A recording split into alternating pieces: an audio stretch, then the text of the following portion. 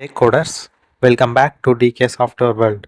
In today's video, we are going to talk about the evolution of programming languages. Before starting, do subscribe our channel if you haven't already. As I mentioned in the previous video, we use programming languages to communicate with computers. There are two main types of programming languages. They are low-level languages and high-level languages. Under low-level languages, there are machine-level language and assembly language. A long time ago, people used machine-level language to communicate with computers. Machine-level language is made up of zeros and ones.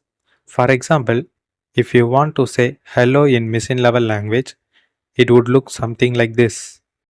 It's quite hard to learn, right? If we had to still use machine level language today, not many people would learn programming. To make things easier, assembly language was introduced. Assembly language is more understandable than machine language. For example, for adding two numbers, you might write add a comma b. But since computers only understand machine code, we use an assembler to convert assembly language into machine language.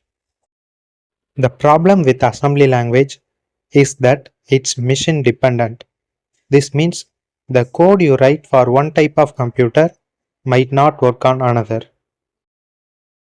To solve this, high-level languages were developed. High-level languages are easier for humans to understand, and more importantly, they are machine independent.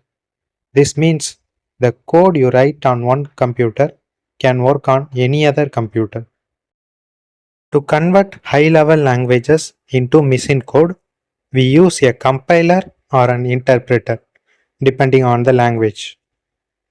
I don't want you to go deeply into the topic evolution of programming languages, but just get the idea before you start programming.